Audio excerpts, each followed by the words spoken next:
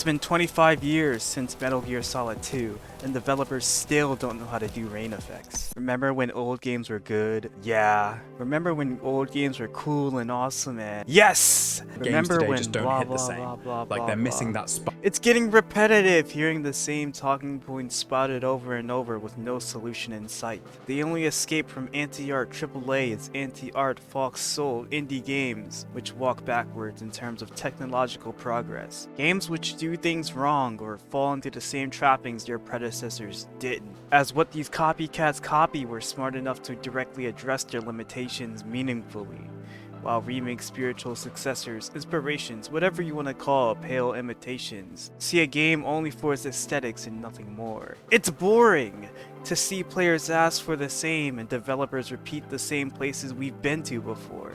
Normally I would keep my mouth shut about my dislikes, but Parasite Mutant has pushed me over the edge. I'll be blunt. I can't stand looking at it. I'm not going to enjoy its players circle jerking over how amazing it might be.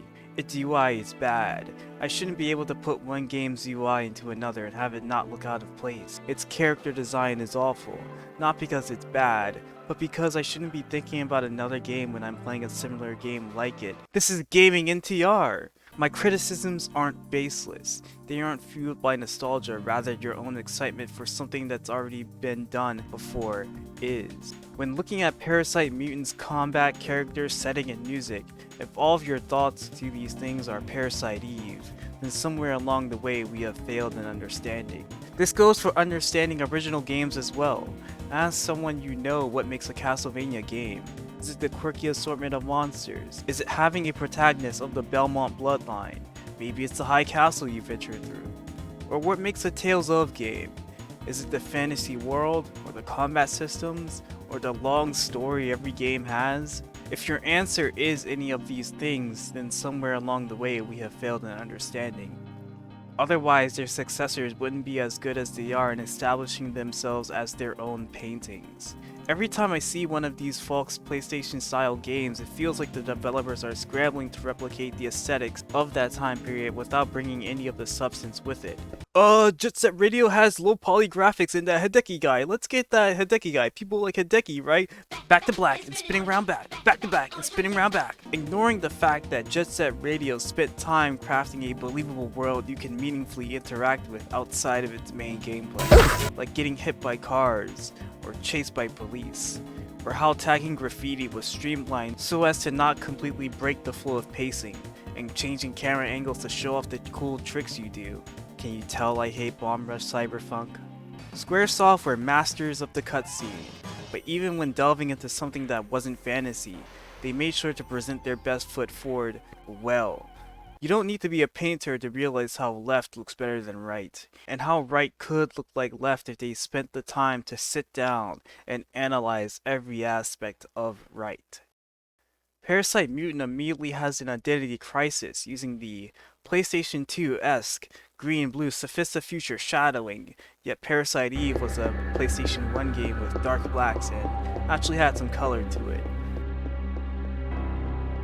Nothing in Mutant looks dark at all, despite mimicking Metal Gear Solid 2.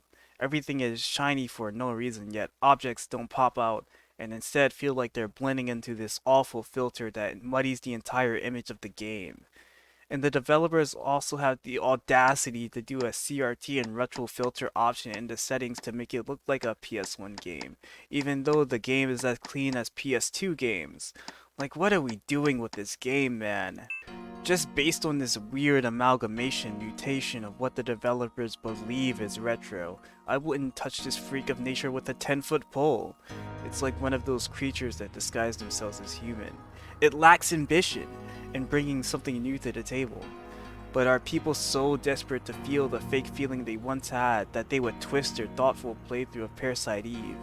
Personally, I'm not clamoring for new successors to titles that died off. Because it's not meaningful art if the only intention behind it is. Remember the better art which inspired me instead? In 5 years, will Parasite Mutant stand on its own as something that was inspired by a novel, and thoughtfully crafted to adapt and expand beyond the ends of the novel's pages? No, that's Parasite Eve. Parasite Mutant will gradually fall to the wayside of a "yeah, that happened" experience, Part of me thinks that sucks because I like art to persist throughout time. The other half of me says it deserves it for being a nothing game at all.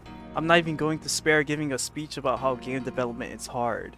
Modern tools are so ubiquitous now, yet creativity is at an all-time crippling low. Some positives I can list about Parasite Mutant are unfortunately drowned out by its own advertising. Next time you see one of these pretend old games, look at the way their menus look.